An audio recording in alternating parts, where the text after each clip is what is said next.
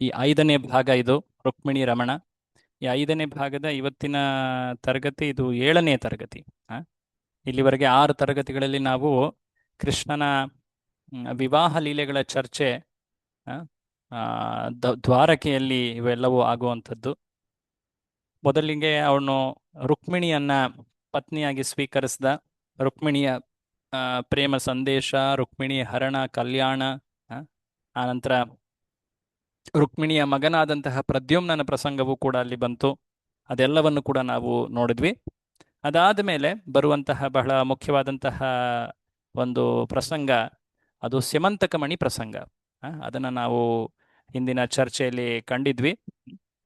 ಆ ಚರ್ಚೆ ತಮ್ಮೆಲ್ರಿಗೂ ನಿನ್ನೆ ತರಗತಿಯಲ್ಲಿ ನಾವು ಅದ್ರ ಬಗ್ಗೆ ಸಾಕಷ್ಟು ಚರ್ಚೆ ಮಾಡಿದ್ದೀವಿ.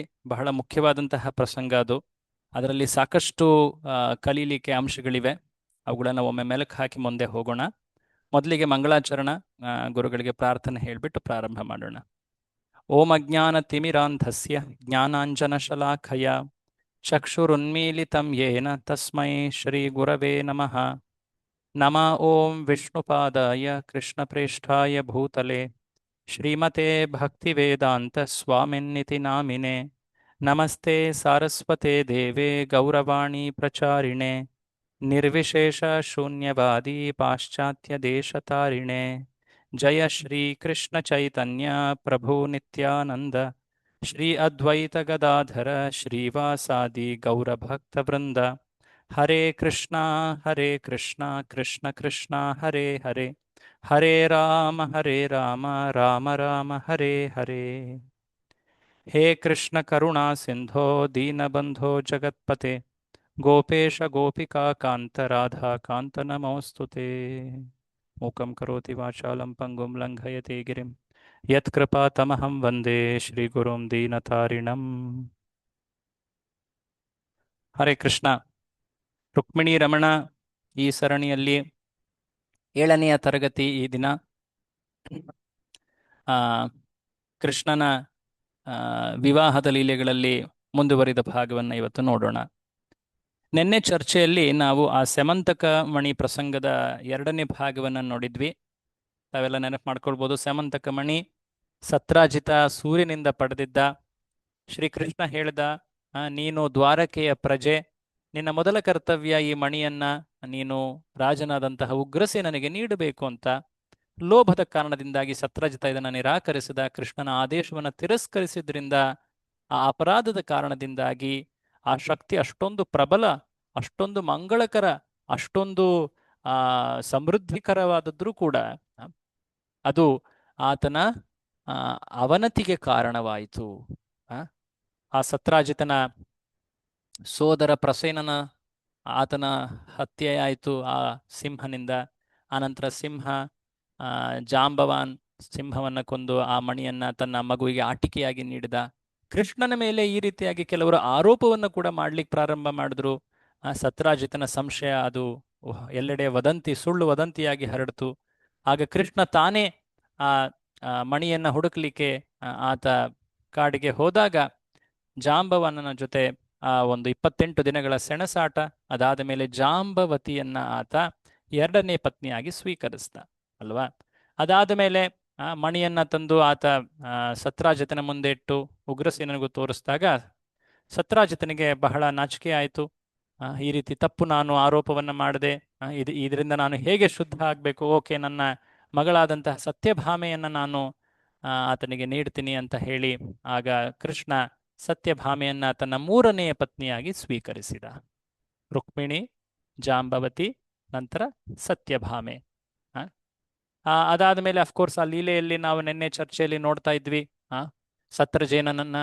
ಸತ್ರಾಜಿತನನ್ನ ಶತಧನ್ವ ಕೊಲ್ತಾನೆ, ಆತ ಓಡಿ ಹೋಗ್ತಾನೆ. ಕೃಷ್ಣ ಬಲರಾಮರು ಆತರನ್ನ ಹಿಂಬಾಲಿಸ್ತಾ ಶತಧನ್ವನನ್ನ ಕೊಲ್ತಾರೆ. ಆತ ಕೃಷ್ಣನಿಂದ ಹೆದರಿ ಓಡಿ ಹೋಗ್ತಾ ಇರ್ತಾನೆ, ಕೃಷ್ಣನ ಶರಣಾಗೋದಿಲ್ಲ. ಅದಾದ ಮೇಲೆ ಆ ಶತಧನ್ವ ಮಣಿಯನ್ನ ಅಕ್ರೂರನಿಗೆ ಕೊಟ್ಟಿದ್ದ. ಅಕ್ರೂರ ಕಾಶಿಗೆ ಹೋದ. ಕೃಷ್ಣ ಆ ಮಣಿ ಮತ್ತೆ ಅಕ್ರೂರನನ್ನ ದ್ವಾರಕೆಗೆ ಮತ್ತೆ ಕರೆತರಲಿಕ್ಕೆ ಅಂತ ಹೇಳಿ ಯೋಜನೆ ಮಾಡಿ ದ್ವಾರಕೆಯಲ್ಲಿ ಅನೇಕ ಅಮಂಗಳ ಘಟನೆಗಳು ನಡೆಯುವಂತೆ ಮಾಡ್ದ. ಎಲ್ಲರೂ ಕೂಡ ಅಕ್ರೂರನಿಲ್ಲ, ಅದಕ್ಕೆ ಹೀಗಾಗ್ತಾ ಇದೆ ಅಂತ ಹೇಳಿ ತಿಳಿದು ಅವರೆಲ್ಲರೂ ಅಕ್ರೂರನ್ನ ಕರೆತರಲಿಕ್ಕೆ ವಿನಂತಿ ಮಾಡ್ತಾರೆ. ಕೃಷ್ಣ ಆಜ್ಞೆಯನ್ನ ಹೊರಡಿಸ್ತಾನೆ. ಅಕ್ರೂರ ಮತ್ತೆ ಬರ್ತಾನೆ. ಕೃಷ್ಣ ಹೇಳ್ತಾನೆ, ನೀನು ಈ ರೀತಿಯಾಗಿ ನಡೆದುಕೊಳ್ಳೋದರ ಕಾರಣ ಏನು? ನಿನ್ನ ಮನಸ್ಸಿನಲ್ಲಿ ಲೋಭ ಇಲ್ಲ, ನಿನಗೆ ಯಾವುದೇ ರೀತಿಯಾದಂತಹ ಮಣಿಯ ಬಗ್ಗೆ ಆಸಕ್ತಿ ಇಲ್ಲ, ನೀನು ನನ್ನ ಶುದ್ಧ ಭಕ್ತ, ನೀನೇ ಈ ಮಣಿಯನ್ನ ಸಂರಕ್ಷಿಸಿ ಇಟ್ಕೊಳ್ಬೇಕು. ಆದ್ರೆ ಒಮ್ಮೆ ಇದನ್ನ ತೋರಿಸ್ಬಿಟ್ಟು ಎಲ್ಲ ಈ ತಪ್ಪು ವದಂತಿಗಳು, ತಪ್ಪು ಅರ್ಥಗಳು, ಕಲ್ಪನೆಗಳು, ಇವುಗಳಿಗೆ ನೀನು ಅಂತ್ಯ ಮಾಡು ಅಂತ ಹೇಳಿ ಆತ ಹೇಳ್ತಾನೆ. ಸೊ ಈ ಒಂದು ಪ್ರಸಂಗ, ಇದರಿಂದ ನಾವು ಅನೇಕ ಪಾಠಗಳನ್ನ ನಾವು ನಿನ್ನೆ ಚರ್ಚೆಯಲ್ಲಿ ನೋಡಿದ್ವಿ, ತಮಗೆಲ್ಲ ನೆನಪಿರಬಹುದು. ಇವೆಲ್ಲವೂ ಕೂಡ ಸಾಧಕರಿಗೆ ಬಹಳಷ್ಟು ಏನ್ ಹೇಳ್ತಾರೆ, ಮುಖ್ಯವಾದಂತಹ ಪಾಲನೆ ಮಾಡಲಿಕ್ಕೆ ಸಾಕಷ್ಟು ಇವುಗಳ ಮಹತ್ವ ಇದ್ದೇ ಇದೆ. ವಿಶೇಷವಾಗಿ ಜಗತ್ತಿನಲ್ಲಿ ನಾವು ಜೀವಿಸುವಾಗ ಈ ಸಂಪತ್ತನ್ನ ನಾವು ಭಗವಂತನ ಸ್ವತ್ತು ಅಂತ ಹೇಳಿ ತಿಳಿದು ಆತನಿಗೆ ಅರ್ಪಿಸಿ ನಡೆಯಬೇಕು. ಕೃಷ್ಣನನ್ನ ತಿರಸ್ಕರಿಸುವ, ಆತನ ಆದೇಶವನ್ನ ತಿರಸ್ಕರಿಸುವುದರಿಂದ ಏನೇನು ದೋಷಗಳಾಗ್ತದೆ, ಏನೇನು ತಪ್ಪುಗಳಾಗ್ತದೆ. ದೇವತೆಗಳ ಆಶ್ರಯವನ್ನ ಪಡೆದ್ರೂ ಕೂಡ ಎಲ್ಲಿವರೆಗೆ ನಾವು ಕೃಷ್ಣನನ್ನ ಕೃಷ್ಣನ ಕುರಿತಾಗಿ ಅಪರಾಧವನ್ನ ಮಾಡಿದ್ದೇವೋ ಅದರಿಂದ ನಮಗೆ ಯಾವುದೇ ಒಳ್ಳೆಯದಾಗೋದಿಲ್ಲ. ಆ ವಸ್ತುವೇ ಆ ವ್ಯಕ್ತಿಯನ್ನು ಸಂಹರಿಸಬಹುದು. ಹೀಗೆ ಕೃಷ್ಣನ ಜೊತೆ ಇದ್ದಂತಹ ದ್ವಾರಕವಾಸಿಗಳು ನಿತ್ಯ ಸಿದ್ಧ ಭಕ್ತರಲ್ಲ, ಆದ್ರೆ ಕೆಲವರು ಅವರ ಭಕ್ತಿ ಶ್ರದ್ಧೆ ಇನ್ನು ಗಾಢವಾಗಿರಲಿಲ್ಲ. ಅವರು ಕೃಷ್ಣನ ಕುರಿತಾಗಿ ಈ ರೀತಿ ಟೀಕೆ, ಸುಳ್ಳು ವದಂತಿ, ತಪ್ಪು ಕಲ್ಪನೆಗಳನ್ನ ಅವರು ಪಸರಿಸಿದ್ರು.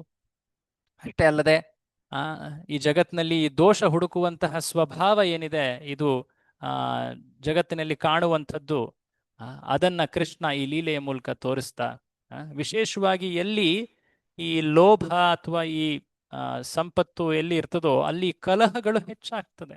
ಹಾಗಾಗಿ ನಾವು ಭಾಗವತದಲ್ಲಿ ಕಲಿಯ ಸ್ಥಾನಗಳ ಬಗ್ಗೆ ಮಾತನಾಡುವಾಗ ಪರೀಕ್ಷಿತ ಕಲಿಪುರುಷನಿಗೆ ನೀಡಿದ ಸ್ಥಾನಗಳು ಅವು ಈ 4 ಸ್ಥಾನಗಳು. ಯಾವುದು? ಎಲ್ಲಿ ಮದ್ಯಪಾನವಾಗ್ತದೋ ಅಥವಾ ಮಾದಕ ವಸ್ತುಗಳ ಸೇವನೆ ಆಗ್ತದೋ, ಎಲ್ಲಿ ಪ್ರಾಣಿ ಹಿಂಸೆಯನ್ನ ಮಾಡಲಾಗ್ತದೋ, ಎಲ್ಲಿ ಅನೈತಿಕ ಸಂಬಂಧಗಳನ್ನ ಮಾಡಲಾಗ್ತದೋ, ಎಲ್ಲಿ ಜೂಜಾಟವನ್ನ ಆಡಿ ಸತ್ಯವನ್ನ ಧಿಕ್ಕರಿಸಲಾಗ್ತದೋ, ಅಲ್ಲಿ ಕಲಿಪುರುಷ ತನ್ನ ಪ್ರಭಾವ, ಕಲಹ, ಕಪಟ, ನೋವು ಇವುಗಳನ್ನೆಲ್ಲ ಆತ ಅಲ್ಲಿ ತೋರಿಸ್ತಾನೆ. ಪರೀಕ್ಷಿತ ಎಷ್ಟು ಜಾಣನಾಗಿದ್ದ ಅಂದ್ರೆ ಯಾವ ಕಾರ್ಯಗಳು ಅಲ್ಲಿ ಘಟಿಸದೇ ಇರೋ ರೀತಿ ಆತ ರಾಜ್ಯಭಾರ ಮಾಡ್ತಾ ಇದ್ದ. ಸೊ ಹಾಗಾಗಿ ಅಲ್ಲಿ ಕಲಿಪುರುಷ ಮತ್ತೆ ಬಂದು ಪರೀಕ್ಷಿತನಿಗೆ ಬೇಡ್ಕೊಳ್ತಾನೆ, ದಯವಿಟ್ಟು ನೀವು ನೀಡಿರೋ ಈ ಸ್ಥಾನಗಳು ನಿಮ್ಮ ರಾಜ್ಯದಲ್ಲಿ ಇಲ್ಲೇ ಇಲ್ಲ, ನನಗೆ ಒಂದು ಸರಿಯಾದಂತಹ ಸ್ಥಾನ ಕೊಡಿ, ಆಶ್ರಯವನ್ನ ನೀಡಿ, ನಾನು ನಿಮಗೆ ಶರಣಾಗತನಾಗಿದ್ದೇನೆ ಅಂತ ಬೇಡ್ಕೊಂಡಾಗ ಹೇಳ್ದ, ಆಯ್ತು, ಎಲ್ಲಿ ಭಗವಂತನ ಭಕ್ತಿಗೆ, ಸೇವೆಗೆ ಉಪಯೋಗಿಸದ ಧನ ಶೇಖರಣೆಯಾಗಿದೆಯೋ, ಸಂಪತ್ತು ಭಗವಂತನ ಸೇವೆಗೆ ಉಪಯೋಗಿಸಲ್ಪಡ್ತಾ ಇಲ್ಲವೋ, ಅಲ್ಲಿ ನೀನು ನಿನ್ನ ಪ್ರಭಾವವನ್ನು ತೋರಿಸು ಅಂತ. ಸೊ ಈ ಇಷ್ಟೊಂದು ಸಮೃದ್ಧಿಯನ್ನ ಪಡೀತಾ ಇದ್ದ ಈ ಸತ್ರಾಜಿತ, ಆದ್ರೆ ಆತ ಭಗವಂತನ ಆದೇಶವನ್ನು ತಿರಸ್ಕರಿಸಿದ್ದ, ಸ್ವಾರ್ಥಿಯಾಗಿದ್ದ, ಅದನ್ನ ಸೇವೆಗೆ ಉಪಯೋಗಿಸಲಿಲ್ಲ. ಹಾಗಾಗಿ ಅಲ್ಲಿ ಕಲಹ, ಅಲ್ಲಿ ಅನೇಕ ರೀತಿಯ ದೋಷಗಳು ಕಂಡುವು. ಸೊ ವಿಶೇಷವಾಗಿ ಎಲ್ಲಿ ಸಂಪತ್ತು ಅಥವಾ ಧನ ಶೇಖರಣೆ ಆಗಿದೆಯೋ ಅಲ್ಲಿ ಧರ್ಮ ಮತ್ತೆ ಭಕ್ತಿ ಬಹಳ ಮುಖ್ಯವಾಗಿ ಪರಿಪಾಲಿಸಬೇಕು, ಇಲ್ಲವೆಂದರೆ ಅದು ನಮ್ಮ ನಾಶಕ್ಕೆ ಕಾರಣವಾಗಬಹುದು. ಇದೆಲ್ಲವೂ ಇಲ್ಲಿ ಲೀಲೆಗಳಲ್ಲಿ ನಮಗೆ ಸಿಗುವ ಪಾಠ. ಈ ಲೀಲೆ ಆದ ಮೇಲೆ ಶ್ರೀಕೃಷ್ಣ ತನ್ನ ಹಸ್ತಿನಾಪುರದಲ್ಲಿದ್ದಂತಹ ಪಾಂಡವರ ಬಗ್ಗೆ ಚಿಂತಿಸ್ತಾ ಇದ್ದಾನೆ. ತಮಗೆಲ್ಲ ನೆನಪಿದೆ, ಕೃಷ್ಣ ಸತ್ರಾಜಿತನಿಗೆ ಮಣಿಯನ್ನ ತೋರಿಸಿದ ನಂತರ ಆತ ಶತಧನ್ವ ಯಾವಾಗ ಸತ್ರಾಜಿತನನ್ನ ಕೊಲ್ತಾನೋ ಆ ಸಮಯದಲ್ಲಿ ಕೃಷ್ಣ ಬಲರಾಮರು ಅಲ್ಲಿ ದ್ವಾರಕೆಯಲ್ಲಿ ಇರೋದಿಲ್ಲ. ಯಾಕೆ ಗೊತ್ತಿದೆಯಾ? ಎಲ್ಲಿ ಹೋಗಿದ್ರು ಅವರು? ಯಾವ ಕಾರಣಕ್ಕೆ? ಯಾವ ಕಾರಣಕ್ಕೆ ಯಾವ ಕಾರಣಕ್ಕೆ ಹೋಗಿದ್ರು? ಪಾಂಡವರು ಮೇಣದ ತಪ್ಪಿಸ್ಕೊಂಡು ಕಾಡ್ಗೆ ಬಂದಿರ್ತಾರೆ. ಆ ಮೇಣದ ಅಥವಾ ಲಕ್ಷಗ್ರಹ ದಹನದಲ್ಲಿ ಅವರೆಲ್ಲರೂ ಸುಟ್ಟು ಹೋಗಿದ್ದಾರೆ, ಅವರ ಅಂತ್ಯಕ್ರಿಯೆ ನಡೆಯೋದಿದೆ, ದಯವಿಟ್ಟು ಬನ್ನಿ ಅಂತ ಹೇಳಿ ಸಂದೇಶ ಬಂದಿತ್ತು.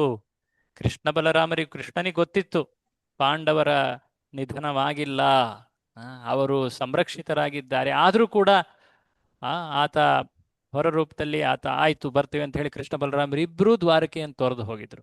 ಅದಾದ್ಮೇಲೆ ನಾವು ನೋಡಿದ್ವಿ ಲೀಲೆಗಳಲ್ಲಿ ಶತಧನ್ವ ಇವರನ್ನ ಕೊಲ್ತಾನೆ. ಅದಾದ್ಮೇಲೆ ಸತ್ಯಭಾಮೆ ಹಸ್ತಿನಾಪುರಕ್ಕೆ ಹೋಗ್ತಾಳೆ, ನನ್ನ ತಂದೆಯ ಹತ್ಯೆ ಆಗಿದೆ ಅಂತ. ಕೃಷ್ಣ ಮತ್ತೆ ಬರ್ತಾನೆ ದ್ವಾರಕೆಗೆ, ನಿನ್ನ ತಂದೆಯ ಹಂತಕನನ್ನು ನಾನು ಕೊಲ್ತೀನಿ ಅಂತ. ಬಟ್ ಆ ಸಮಯದಲ್ಲಿ ಇನ್ನೊಂದು ಕಾರಣದಿಂದ ಕೃಷ್ಣ ಮತ್ತೆ ದ್ವಾರಕೆಯನ್ನ ತೊರೆದು ಬೇರೆಡೆ ಹೋದ.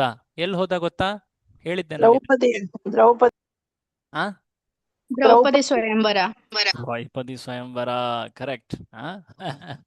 ದ್ರೌಪದಿಯ ಸ್ವಯಂವರವನ್ನ ಆತ ಅಲ್ಲಿ ಆತನಿಗೆ ಆಹ್ವಾನ ನೀಡಲಾಗಿತ್ತು. ಆತ ಅಲ್ಲಿ ಹೋದ. ಆತನಿಗೆ ಗೊತ್ತಿತ್ತು ಅಲ್ಲಿ ಸತ್ತಿದ್ದಾರೆ ಅನ್ನುವಂತ ಪಾಂಡವರ ಬಗ್ಗೆ ಏನ್ ಮಾತು ಹರಡಿತ್ತು. ಅಲ್ಲಿ ಪಾಂಡವರು ಅಲ್ಲಿ ಪ್ರಕಟರಾಗಿ ದ್ರೌಪದಿಯನ್ನ ಅರ್ಜುನ ಗೆಲ್ತಾನೆ, ಅವರಿಗೆ ಆಕೆ ಪತ್ನಿ ಆಗ್ತಾಳೆ. ಸೊ ಹಾಗಾಗಿ ಕೃಷ್ಣ ಅವರನ್ನ ಭೇಟಿ ಆಗ್ಲಿಕ್ಕೆ ಹೋದ. ಸೊ ಈಗ ಇಲ್ಲಿವರೆಗೆ ನಿಮಗೆಲ್ಲ ತಿಳಿದಿದೆ ಪಾಂಡವರ ಪರಿಸ್ಥಿತಿ ಏನು. ಅವರೆಲ್ಲರೂ ಕೂಡ ಹಸ್ತಿನಾಪುರದಲ್ಲಿದ್ರು. ದ್ರೌಪದಿಯೊಡನೆ ವಿವಾಹವಾಗಿದೆ. ಅತಿ ಒಂದು ಎಲ್ಲ ಪ್ರಜೆಗಳು ಸಂತೋಷದಲ್ಲಿ, ಸತ್ತೇ ಹೋಗಿದ್ರು ಅನ್ಕೊಂಡಿದ್ವಿ, ಪಾಂಡವರು ಜೀವಿತವಾಗಿದ್ದಾರೆ, ಅಷ್ಟೇ ಅಲ್ಲ ನಮ್ಮ ಹಸ್ತಿನಾಪುರಕ್ಕೆ ಮತ್ತೆ ಬಂದಿದ್ದಾರೆ, ಅವರೇ ನಮ್ಮ ನಿಜವಾದ ರಕ್ಷಕರು ಅಂತ ಹೇಳಿ ಯಾವಾಗ ಅವರು ಅತ್ಯಂತ ಸ್ನೇಹ ಭಾವದಿಂದ ಪ್ರೀತಿಯಿಂದ ಕಾಣ್ಲಿಕ್ಕೆ ಪ್ರಾರಂಭ ಮಾಡ್ತಾರೋ ಆಗ ಧೃತರಾಷ್ಟ್ರ ಅವರನ್ನ ಬೇರೆಡೆ ಕಳಿಸ್ತಾನೆ. ಯಾವ ಜಾಗ ಕಳಿಸ್ತಾನೆ? ಬೇರೊಂದು ಜಾಗವನ್ನ ನಿಮ್ಗೆ ಅಂತ ಹೇಳಿ ನಾನು ಈ ಜಾಗವನ್ನ ನೀಡ್ತಾ ಇದ್ದೀನಿ, ನೀವು ಇದನ್ನ ನಿಮ್ಮ ಪಾಲು ಅಂತ ಪಡೆದು ಇಲ್ಲಿ ನೀವು ಜೀವಿಸಿ, ನಿಮ್ಮ ಧರ್ಮ ಕರ್ತವ್ಯಗಳನ್ನು ನೆರವೇರಿಸಿ ಅಂತ. ಆ ಜಾಗವೇ ಖಾಂಡವ ಪ್ರಸ್ಥ. ಮಹಾಭಾರತದ ಆ ಒಂದು ಘಟನೆ ಇಲ್ಲಿ ಆಗ್ತದೆ. ಯಾಕಂದ್ರೆ ಕೃಷ್ಣ ಈಗ ಖಾಂಡವ ಪ್ರಸ್ಥಕ್ಕೆ ಹೋಗ್ತಾ ಇದ್ದ. ಖಾಂಡವ ಪ್ರಸ್ಥ ಇದು ಹಸ್ತಿನಾಪುರದ ಬಳಿಯೇ ಇರುವಂಥದ್ದು, ಆದ್ರೆ ಇದು ಒಂದು ದೊಡ್ಡ ಕಾಡಾಗಿತ್ತು. ಅಲ್ಲೊಂದು ಸಣ್ಣ ಜಾಗವನ್ನ, ಆ ಕಾಡಿನ ಪ್ರದೇಶ ಅದು, ಅಲ್ಲೇನು ವಸತಿ ಅಥವಾ ಎಲ್ಲ ಭವನಗಳು ಈ ರೀತಿಯಾಗಿ ನಗರ ಪಟ್ಟಣಗಳು ಏನು ಇರಲಿಲ್ಲ ಅಲ್ಲಿ. ಅಂತಹ ಒಂದು ಜಾಗವನ್ನ, ಉಪಯೋಗಕ್ಕೆ ಬರದಂತಹ ಜಾಗವನ್ನ ಧೃತರಾಷ್ಟ್ರ ದುರ್ಯೋಧನನ ಇದ್ರ ಮೇಲೆ ತಿಳ್ಕೊಂಡು, ಇವರು ಹೆಚ್ಚು ಖ್ಯಾತಿಯನ್ನ ಪಡಿತಾ ಇದ್ದಾರೆ ಹಸ್ತಿನಾಪುರದಲ್ಲಿ, ಇವರನ್ನ ದೂರ ಕಳಿಸ್ಬೇಕು. ಹರೇ ಕೃಷ್ಣ, ದಯವಿಟ್ಟು ಮ್ಯೂಟ್ ಮಾಡಿ. ಯಾರು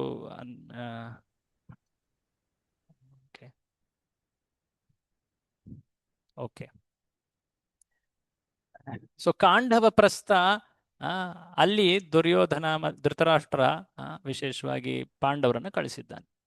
ಸೊ ಕೃಷ್ಣ ಈಗ ಪಾಂಡವರನ್ನ ಭೇಟಿ ಆಗ್ಲಿಕ್ಕೆ ಹಸ್ತಿನಾಪುರದೆಡೆ ಅಥವಾ ಖಾಂಡವ ಪ್ರಸ್ಥದೆಡೆಗೆ ನಡೀತಾ ಇದ್ದಾನೆ. ಸೊ ಕೃಷ್ಣ ಈಗ ಖಾಂಡವ ಪ್ರಸ್ಥಕ್ಕೆ ಭೇಟಿ ನೀಡಿದ. ಆಗ ಪಾಂಡವರು ಎಷ್ಟು ಸಂತೋಷ ಭರಿತರಾಗ್ತಾರೆ. ವಿಶೇಷವಾಗಿ ಕುಂತಿ, ದ್ರೌಪದಿ ಎಲ್ಲರೂ ಕೂಡ ಬಂದು ಕೃಷ್ಣನನ್ನ ಅವರು ಬರಮಾಡಿಕೊಳ್ತಾರೆ. ಅದರ ಬಗ್ಗೆ ಸಾಕಷ್ಟು ವರ್ಣನೆಗಳನ್ನ ನಾವು ಇಲ್ಲಿ ಕಾಣ್ತೀವಿ. ಹೇಗೆ ಪಾಂಡವರು ಕೃಷ್ಣನನ್ನ ಕಂಡರು?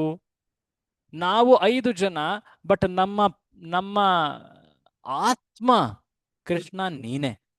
ನಾವು 5 ಜನ 5 ಪ್ರಾಣವಾಯುಗಳಂತಿದ್ದರೆ ನೀನು ಈ ಪ್ರಾಣವಾಯುಗಳ ಧಾರಕ, ಪ್ರಾಣವಾಯುವಿಗೆ ಶಕ್ತಿಯನ್ನ ನೀಡುವ ಆತ್ಮ ನೀನೇ ನಮ್ಮ ಆತ್ಮ. ನೀನಿಲ್ಲದಿದ್ದರೆ ನಮ್ಮ ಗತಿ ನಿರ್ಜೀವವಾದಂತೆ.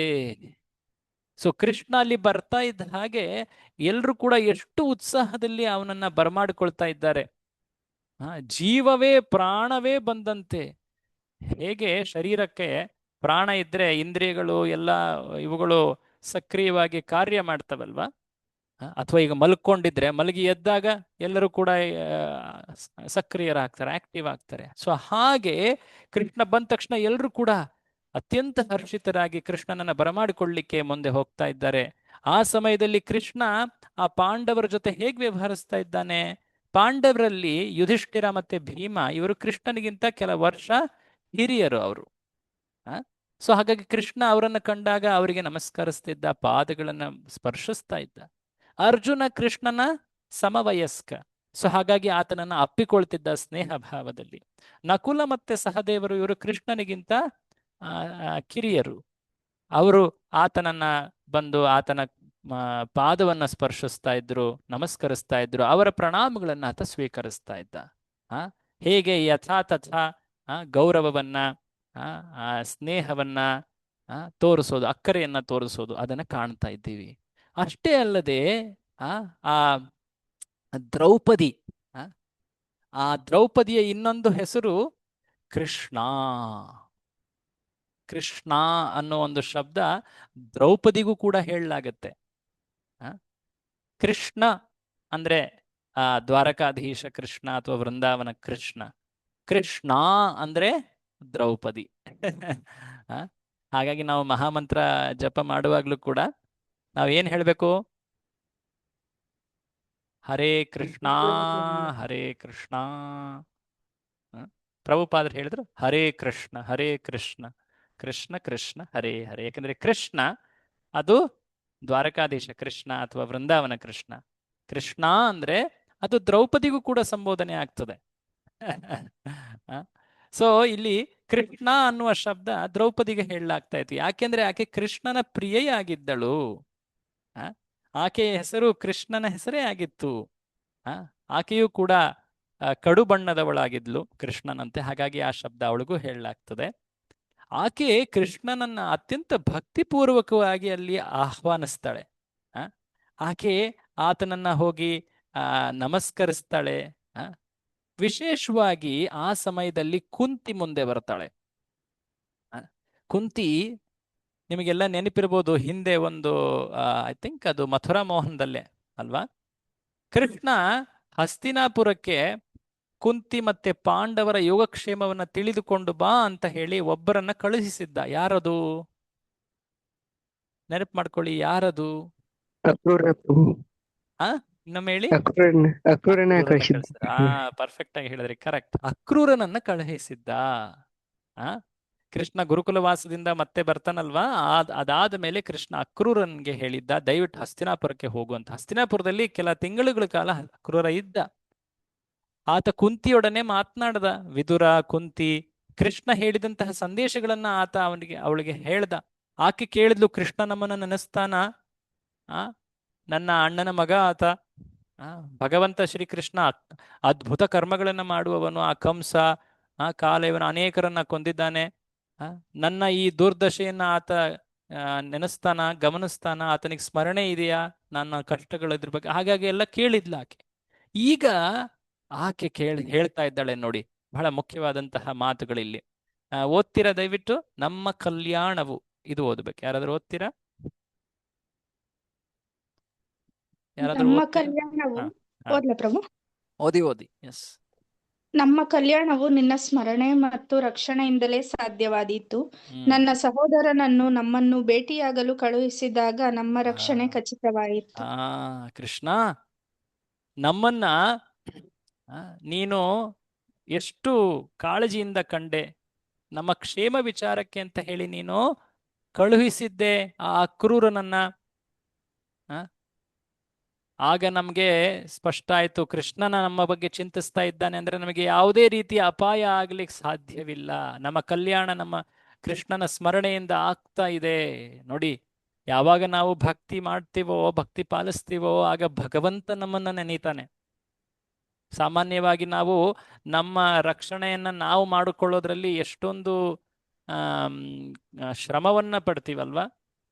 ಆದ್ರೆ ಯಾವಾಗ ನಾವು ಭಗವಂತನ ರಕ್ಷಣೆಯಲ್ಲಿ ಇರ್ತೀವೋ ಆಗ ಯಾವುದೇ ಅಪಾಯದ ಸಾಧ್ಯತೆ ಇಲ್ಲ.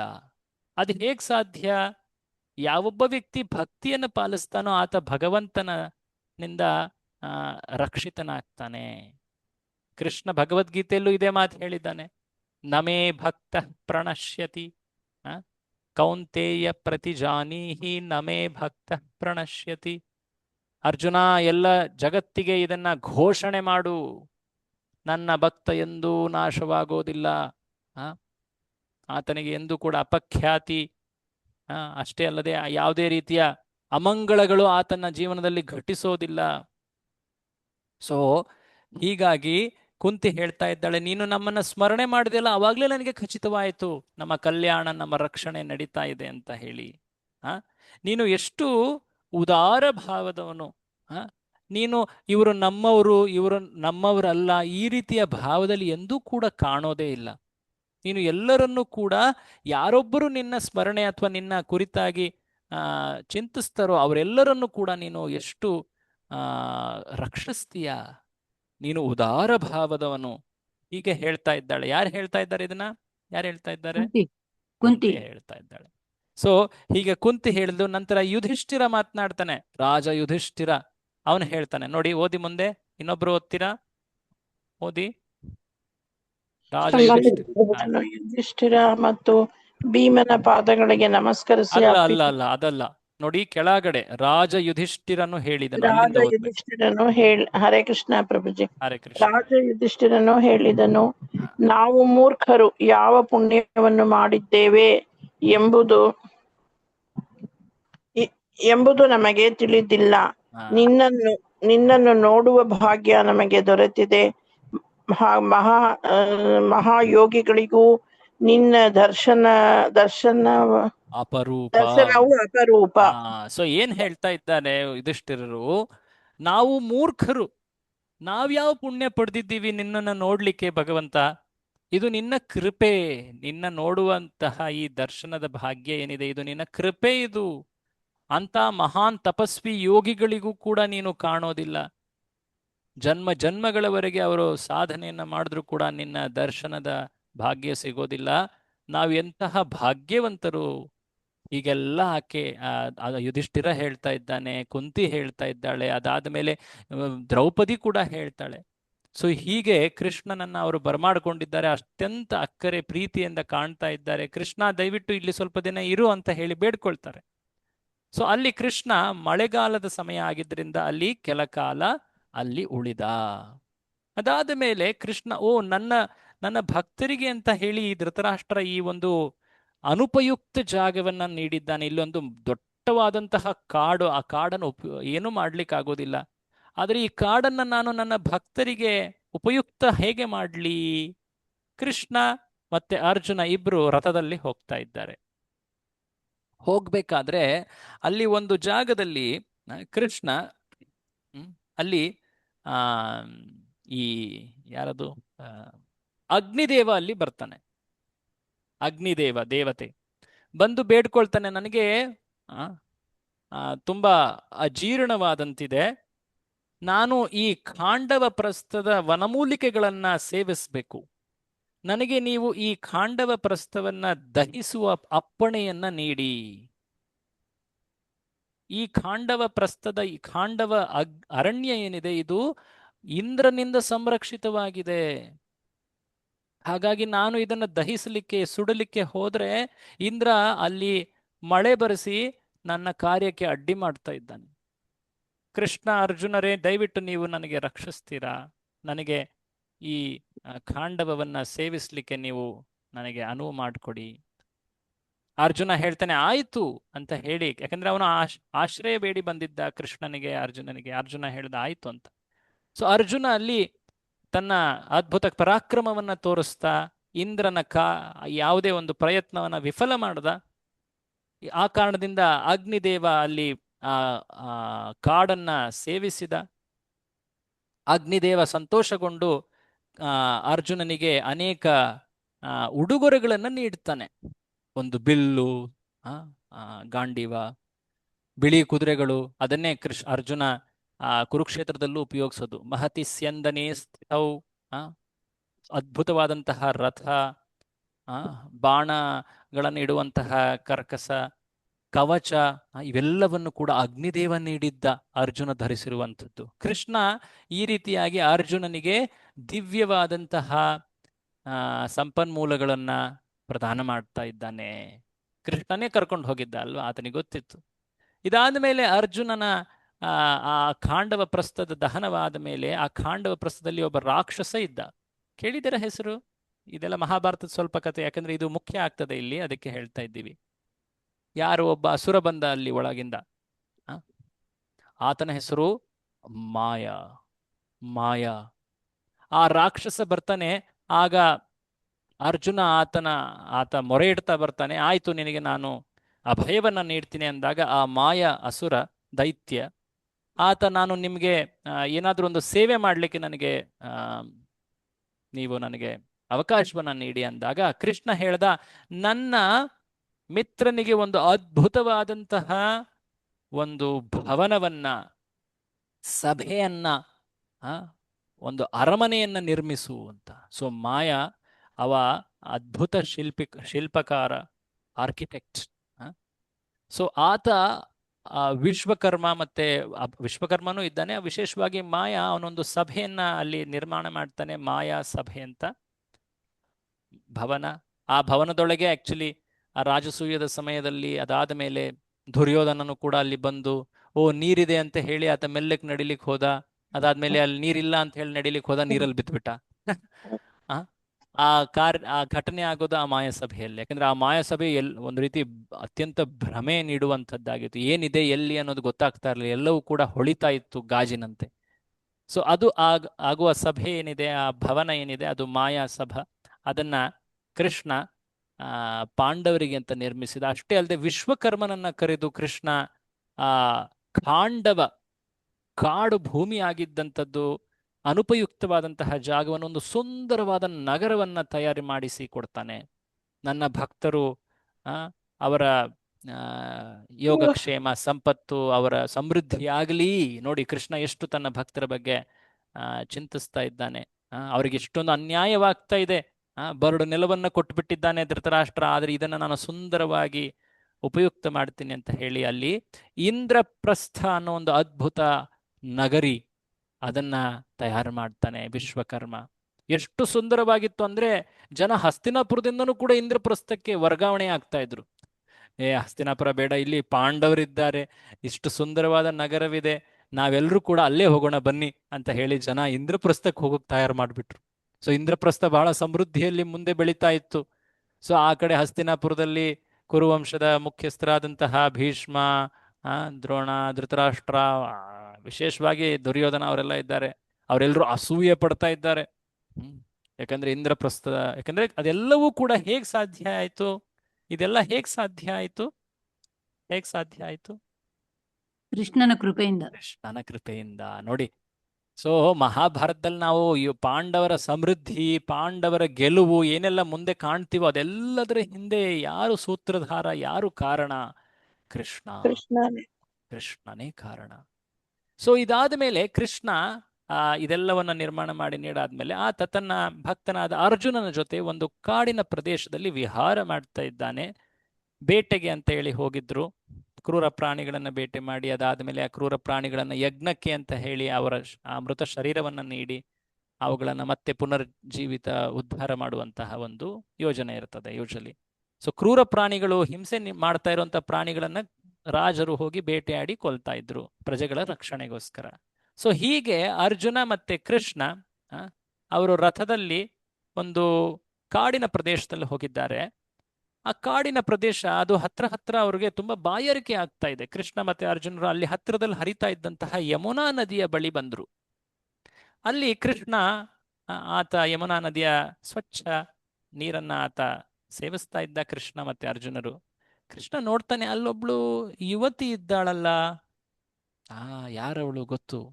ಆಕೆ ನನ್ನನ್ನು ಬಯಸಿ ಇಲ್ಲಿ ತಪಸ್ಸನ್ನ ಮಾಡ್ತಾ ಇದ್ದಾಳೆ. ಇದೆಲ್ಲ ಕೃಷ್ಣನಿಗೆ ತಿಳಿದಿತ್ತು. ಆಕ್ಚುಲಿ ಕೃಷ್ಣ ಖಾಂಡವ ಪ್ರಸ್ಥ ಅಥವಾ ಹಸ್ತಿನಾಪುರದ ಬಳಿ ಬಂದಿದ್ದರ ಮುಖ್ಯ ಕಾರಣ ಏನಾಗಿತ್ತು ಗೊತ್ತಾ? ಈ ಒಬ್ಬ ಮಹಾನ್ ಭಕ್ತಳನ್ನ ಸ್ವೀಕರಿಸಲಿಕ್ಕೆ ಬಂದಿದ್ದ. ಅರ್ಜುನನಿಗೆ ಹೇಳ್ದ, ಅರ್ಜುನ, ಆ ಯುವತಿಯ ಬಗ್ಗೆ ನೀನು ವಿಚಾರಿಸಿ ಬಾ. ಎಲ್ಲಿಯವಳವಳು? ಆಕೆ ಹೆಸರೇನು? ಯಾವ ಉದ್ದೇಶದಿಂದ ಈ ಕಾಡಿನಲ್ಲಿ ಆಕೆ ಒಂಟಿಯಾಗಿದ್ದಾಳೆ? ಕೇಳಿ ಬಾ ಅಂತ. ಸೊ ಅರ್ಜುನ ಆಗ ಅಲ್ಲಿ ಬರ್ತಾನೆ, ಆಕೆಯ ಬಳಿ ಬರ್ತಾನೆ. ಅವಳ ಬಳಿ ಬಂದು ಈಗ ಅವಳಿಗೆ ಪ್ರಶ್ನೆಯನ್ನ ಕೇಳ್ತಾ ಇದ್ದಾನೆ. ಏನ್ ಪ್ರಶ್ನೆ? ನೀನು ಯಾರು? ಯಾರ ಮಗಳು? ಎಲ್ಲಿಂದ ಬಂದಿದ್ದೀಯಾ? ಇಲ್ಲಿ ಏನ್ ಮಾಡ್ತಾ ಇದ್ದೀಯ ಈ ಕಾಡಿನಲ್ಲಿ? ನೀನು ಅವಿವಾಹಿತೆಯಂತೆ ಕಾಣ್ತಾ ಇದ್ದೀಯಾ, ಕನ್ಯೆಯಂತೆ ಕಾಣ್ತಾ ಇದ್ದೀಯಾ? ಆ ನೀನು ಯೋಗ್ಯ ಪತಿಯನ್ನ ಹುಡುಕ್ತಾ ಇದ್ದೀಯಾ ಅಂತ ಕಾಣ್ತಾ ಇದ್ದೀಯಾ? ದಯವಿಟ್ಟು ನಮ್ಮ ಪ್ರಶ್ನೆಗಳಿಗೆ ಉತ್ತರ ನೀಡು. ನಾನು ನನ್ನ ಪ್ರಿಯ ಮಿತ್ರ ಶ್ರೀಕೃಷ್ಣನ ಜೊತೆ ಬಂದಿದ್ದೀನಿ ಅಂತ. ಆ ಮಾತು ಹೇಳಲಿಲ್ಲ ಆಕ್ಚುಲಿ ಆದ ತಕ್ಷಣ, ಸಾರಿ. ಅದನ್ನ ಆಮೇಲೆ ಹೇಳ್ತಾ. ಸೊ ಈ ಪ್ರಶ್ನೆಗಳನ್ನ ಕೇಳ್ದ ಅರ್ಜುನ. ಆಗ ಆ ಯುವತಿ ಉತ್ತರಿಸ್ತಾಳೆ. ಯಾರಾಗಿದ್ಲು ಗೊತ್ತಾ ಅವಳು? ಆಕೆಯ ಹೆಸರು ಕಾಲಿಂದಿ. ಕಾಲಿಂದಿ. ಯಮುನಾ. ಈಕೆ ಯಮನ ಮಗಳು. ಯಮುನಾ, ಕಾಲಿಂದಿ. ಆಕ್ಚುಲಿ ಯಮನ ಸೋದರಿ, ಸಾರಿ, ಸೂರ್ಯನ ಮಗಳು, ಸೂರ್ಯ ಪುತ್ರಿ. ಸೊ ಕಾಲಿಂದಿ ಹೇಳ್ತಾಳೆ, ನಾನು ಸೂರ್ಯನ ಮಗಳು, ನಾನು ಶ್ರೀ ವಿಷ್ಣುವನ್ನೇ ಪತಿಯಾಗಿ ಪಡಿಬೇಕು ಅಂತ ಹೇಳಿ ಇಲ್ಲಿ ತಪಸ್ಸನ್ನ ಮಾಡ್ತಾ ಇದ್ದೀನಿ. ನನಗೆ ಬೇರೆ ಯಾರೂ ಕೂಡ ಯಾರ ಮೇಲೆಯೂ ಆಸಕ್ತಿ ಇಲ್ಲ. ನೀವು ಚಿಂತಿಸ್ಬೋದು, ನಾನು ಇಂತಹ ಒಂದು ದೊಡ್ಡ ಕಾಡಿನಲ್ಲಿ ಏಕಾಂಗಿಯಾಗಿದ್ದೀನಿ, ನನ್ನ ರಕ್ಷಣೆ ಹೇಗಾಗತ್ತೆ ಅಂತ. ಆದರೆ ನಾನು ಈ ಸೂರ್ಯನ ಮಗಳು. ನನಗೆ ಅಂತ ಹೇಳಿ ನನ್ನ ತಂದೆ ಈ ನೀರಿನ ಒಳಗಡೆ ಒಂದು ದೊಡ್ಡ ಮಂದಿರ ಅಥವಾ ಭವನವನ್ನ ನಿರ್ಮಿಸಿದ್ದಾನೆ, ಜಲಭವನವನ್ನ. ಅದರೊಳಗಡೆ ನಾನು ವಾಸಿಸ್ತೀನಿ. ನನ್ನ ಹೆಸರು ಕಾಲಿಂದಿ. ಯಾವಾಗ ಈ ಮಾತುಗಳನ್ನ ಆಕೆ ಹೇಳಿದ್ಲು, ನಾನು ವಿಷ್ಣುವನ್ನ ಪತಿಯಾಗಿ ಪಡಿಲಿಕ್ಕೆ ಅಂತ ಹೇಳಿ ತಪಸ್ಸು ಮಾಡ್ತಾ ಇದ್ದೀನಿ ಅಂತ ಅರ್ಜುನನಿಗೆ ಸ್ಪಷ್ಟ ಆಯ್ತು. ಕೃಷ್ಣ. ಸೊ ಅರ್ಜುನ ಹೋಗಿ ಮತ್ತೆ ಕೃಷ್ಣನಿಗೆ ಇದೆಲ್ಲ ಮಾತುಗಳನ್ನ ಹೇಳ್ತಾನೆ. ಕೃಷ್ಣನಿಗೆ ಗೊತ್ತಿರ್ಲಿಲ್ವಾ? ಕೃಷ್ಣನಿಗೆ ಗೊತ್ತಿತ್ತು. ಹಾಗಾಗಿ ಆತ ಹೋಗಿ ಅವಳನ್ನ ಸ್ವೀಕರಿಸ್ತ. ಮಳೆಗಾಲ ಮುಗಿಲಿಕ್ಕೆ ಬಂದಿತ್ತು. ಕೃಷ್ಣ ದ್ವಾರಕೆಗೆ ಹೊರಡ್ತಾ ಇದ್ದಾನೆ. ಸಾತ್ಯಕಿ ಮತ್ತೆ ತನ್ನ ಪರಿವಾರದೊಂದಿಗೆ ಈಗ ಆತ ಈ ಕಾಲಿಂದಿಯನ್ನು ಕೂಡ ದ್ವಾರಕೆಗೆ ಕರೆತರ್ತಾ ಇದ್ದಾನೆ. ಅಲ್ಲಿ ಕೃಷ್ಣ ಮತ್ತೆ ಕಾಲಿಂದಿಯರ ವಿವಾಹವಾಯಿತು. ಎಷ್ಟನೇ ಪತ್ನಿ ಇವಳು? ನಾಲ್ಕನೇ ಪತ್ನಿ. ವಾ, ತುಂಬಾ ಚೆನ್ನಾಗಿ ಕೇಳ್ತಾ ಇದ್ದೀರಾ ಹಾಗಾದ್ರೆ. ರುಕ್ಮಿಣಿ, ಜಾಂಬವತಿ, ಸತ್ಯಭಾಮ, ಕಾಲಿಂದಿ. ಇದಾದ ಮೇಲೆ ಇನ್ನೊಬ್ಬ ಯುವತಿಯ ವಿವಾಹ ಕೃಷ್ಣನೊಡನೆ. ಅದು ಆಕೆಯ ಹೆಸರು ಮಿತ್ರವಿಂದ. ಈಕೆ ಆವಂತಿ ಕ್ಷೇತ್ರದ ರಾಜಕುಮಾರಿ. ಆಕೆಯ ಅಣ್ಣಂದರು ಏನಿದ್ರು ಅವರು ದುರ್ಯೋಧನನ ಹಿಂಬಾಲಕರಾಗಿದ್ರು, ಅನುಯಾಯಿಗಳಾಗಿದ್ರು. ಮಿತ್ರವಿಂದೆಗೆ ಕೃಷ್ಣನನ್ನ ಪತಿಯಾಗಿ ಪಡಿಬೇಕಂತ ಬಹಳಷ್ಟು ಆಸೆ ಇತ್ತು. ಆತನ ಗುಣ, ಆತನ ಸೌಂದರ್ಯ, ಆತನ ಕಾರ್ಯಗಳನ್ನ ಕೇಳಿ. ಹಾಗಾಗಿ ಆಕೆ ಕೃಷ್ಣನ ಧ್ಯಾನವನ್ನ ಮಾಡ್ತಾ ಇದ್ದಾಳೆ. ಕೃಷ್ಣನನ್ನ ಪಡಿಲಿಕ್ಕೆ ಅಂತ ಎಷ್ಟೊಂದು ಪ್ರಾರ್ಥಿಸ್ತಾ ಇದ್ದಾಳೆ. ಆಕ್ಚುಲಿ ಹೇಳ್ಬೇಕಂದ್ರೆ ಈಕೆ ಪರಿವಾರದ ಮೂಲಕ ಕೃಷ್ಣನಿಗೆ ಸಂಬಂಧಿತಳು ಕೂಡ. ಕೃಷ್ಣನ ಅತ್ತೆ ಅಥವಾ ಅತ್ತೆ ಅಂತಾನೆ ಹೇಳ್ಬೋದು ನೀವು, ರಾಜಾದಿದೇವಿ, ಆಕೆಯ ಪುತ್ರಿ, ಅತ್ತೆ ಮಗಳು ಅಂತ ಮಿತ್ರವಿಂದೆ. ಸೊ ಆದ್ರೆ ಆಕೆಯ ಅಣ್ಣಂದಿರು ವಿಂಧ್ಯ ಮತ್ತೆ ಅನುವಿಂಧ್ಯ, ಇವರಿಬ್ರು ಇದನ್ನ ವಿರೋಧಿಸ್ತಾ ಇದ್ದಾರೆ. ಸ್ವಯಂವರವನ್ನ ನಾವು ಏರ್ಪಡಿಸಿದ್ದೀವಿ, ಬಟ್ ಆದ್ರೆ ಇಲ್ಲಿ ಕೃಷ್ಣನಿಗೆ ಇಲ್ಲಿ ಬರಲಿಕ್ಕೆ ಅನುಮತಿ ಇಲ್ಲ. ಅವನನ್ನ ತಡೆ ಹಿಡಿದ್ರು ಅವರು. ಇದೊಂದು ರೀತಿ ರುಕ್ಮಿಣಿ ತರಹ ಅಲ್ವಾ ಈ ಒಂದು ಪರಿಸ್ಥಿತಿ. ಕೃಷ್ಣ ಏನ್ ಮಾಡ್ದ?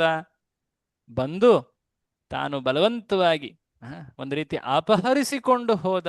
ರುಕ್ಮಿಣಿಯನ್ನ ಹೇಗೆ ಹರಣ ಮಾಡಿದ್ನೋ ಹಾಗೆ ಈ ಕೃಷ್ಣ ಮಿತ್ರವಿಂದೆಯನ್ನ ಬಲವಂತವಾಗಿ ಕರೆದುಕೊಂಡು ಎಲ್ಲರ ಕಣ್ಮುಂದೆ, ಪ್ರತಿಸ್ಪರ್ಧಿ ರಾಜರ ಕಣ್ಮುಂದೆಯೇ ಆತ ಅವಳನ್ನ ಕರೆದುಕೊಂಡು ಹೋದ. ಅವರೆಲ್ಲರೂ ಒಂದು ರೀತಿ ಅಸಹಾಯಕರಾಗಿದನ್ನ ನೋಡಿದ್ರು. ಸಣ್ಣ ಯುದ್ಧವೂ ಆಯ್ತು, ಆದ್ರೆ ಕೃಷ್ಣನನ್ನ ಯಾರು ಎದುರಿಸ್ಲಿಕ್ಕಾಗತ್ತೆ?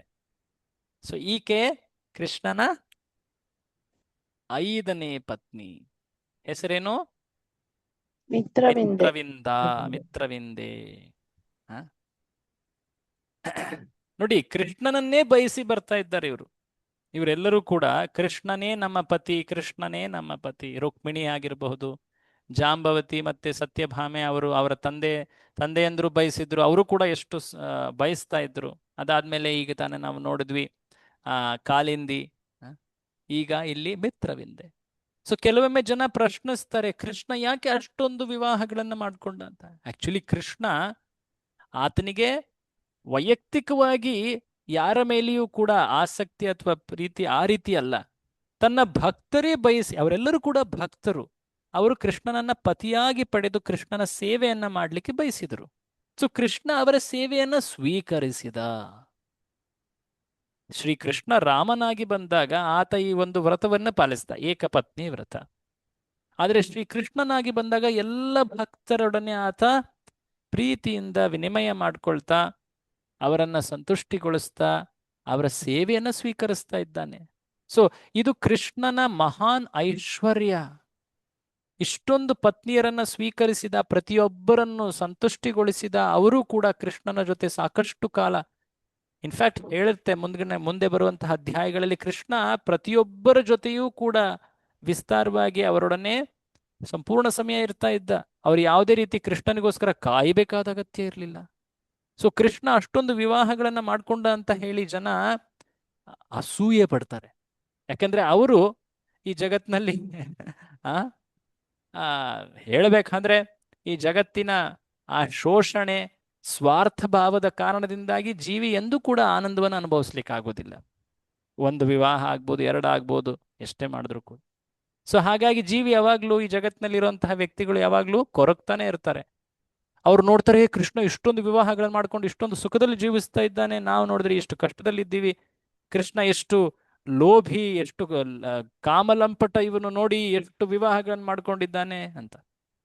ಆದರೆ ಕೃಷ್ಣ ತನ್ನ ಭಕ್ತರ ಇಚ್ಛೆಯನ್ನ ಗೌರವಿಸಿ ಅವರ ಸೇವೆಯನ್ನ ಸ್ವೀಕರಿಸ್ತಾ ಇದ್ದಾನೆ. ಇಲ್ಲಿ ಮಿತ್ರವಿಂದೆ ಆಕೆ ಬಯಸಿದ್ಲು, ಆಕೆಯನ್ನ ಸ್ವೀಕರಿಸ್ತಾ ಇದ್ದಾನೆ ಕೃಷ್ಣ. ಕೆಲವರು ಕೃಷ್ಣನ ಈ ಕಾರ್ಯಗಳನ್ನ ಅನುಕರಣೆ ಮಾಡ್ಲಿಕ್ಕೆ ಹೋಗಿ ಒಂದು ಮಹಾಪಾಪವನ್ನು ಮಾಡ್ಬಿಡ್ತಾರೆ. ಕೃಷ್ಣನಂತೆ ಅದ್ಭುತ ಶಕ್ತಿ ಇಲ್ಲ ಜೀವಿಗೆ, ಹಾಗಾಗಿ ಕೃಷ್ಣನಂತೆ ಕಾರ್ಯಗಳಲ್ಲಿ ಅನುಕರಣೆ ಮಾಡಬಾರದು. ಕೃಷ್ಣನ ಆದೇಶವನ್ನ, ಉಪದೇಶಗಳನ್ನ ಪಾಲಿಸ್ಬೇಕೇ ಹೊರತು ಕೃಷ್ಣನ ಅನುಕರಣೆ ಮಾಡಬಾರದು. ಇದನ್ನ ಮುಂಚೆ ನಾವು ಗೋಪಿಯರೊಡನೆ ಕೃಷ್ಣ ಮಾಡಿದ ಲೀಲೆಗಳ ಚರ್ಚೆಗಳಲ್ಲೂ ಇದನ್ನ ಚರ್ಚಿಸಿದ್ದೀವಿ ಅದ ವಿಸ್ತಾರವಾಗಿ. ಇಲ್ಲಿ ಮತ್ತೆ ಅದನ್ನ ಹೇಳುವಂತಹ ಸಂದರ್ಭ ಇದೆ, ಅದಕ್ಕೋಸ್ಕರ ಹೇಳ್ತಾ ಇದ್ದೀವಿ. ಸೊ ಹೀಗೆ ಕೃಷ್ಣ ಈಗ ಎಷ್ಟು ವಿವಾಹಗಳನ್ನ ಪೂರ್ತಿ ಮಾಡ್ಕೊಂಡಿದ್ದಾನೆ? ಎಷ್ಟನೇ ಪತ್ನಿಗೆ? 5. ಈಗ ಕೃಷ್ಣ ಅಯೋಧ್ಯೆ ಅಥವಾ ಕೋಸಲ ದೇಶದ ರಾಜ್ಯ, ಅಲ್ಲಿಯ ರಾಜನ ಹೆಸರು ನಗ್ನಜಿತ. ಆತನ ಮಗಳು ನಗ್ನಜಿತಿ. ಆಕೆಯು ಕೃಷ್ಣನನ್ನ ಪಡಿಲಿಕ್ಕೆ ಅಂತ ತುಂಬಾ ಆಸೆ ಇಟ್ಟು ಕಾಯ್ತಾ ಇದ್ಲು. ಆಕೆಯ ಸೌಂದರ್ಯ ಗುಣಗಳು ಎಷ್ಟು ಆಕರ್ಷಕವಾಗಿದ್ವು ಅಂದ್ರೆ ಎಲ್ಲೆಡೆಯಿಂದ ಜನ ಆಕೆಯನ್ನ ವಿವಾಹ ಮಾಡ್ಕೊಳ್ಲಿಕ್ಕೆ ಅಂತ ಬರ್ತಾ ಇದ್ರು. ಆದರೆ ಹೇಗಾದ್ರೂ ಮಾಡಿ ಅವರನ್ನ ದೂರ ಇಡಬೇಕು ಅಂತ ಅವಳ ತಂದೆ ಒಂದು ಕಠಿಣವಾದಂತಹ ಪರೀಕ್ಷೆ, ಸ್ವಯಂವರವನ್ನ ಏರ್ಪಡಿಸಿದ್ದ. ಏನದು? ಸುಮಾರು 7 ಅತ್ಯಂತ ಪ್ರಬಲವಾದಂತಹ ಎತ್ತು ಅಥವಾ ಹೋರಿ ಅಂತ ಹೇಳ್ತಾರೆ ನೋಡಿ, ಹುಚ್ಚು ಹೋರಿ ಅತ್ಯಂತ ಪ್ರಬಲವಾದದ್ದು. ಆಕ್ಚುಲಿ ಆ ಎತ್ತುಗಳಿಗೆ ವಿಶೇಷವಾದ ವರದಾನವಿತ್ತು ಶಿವನಿಂದ.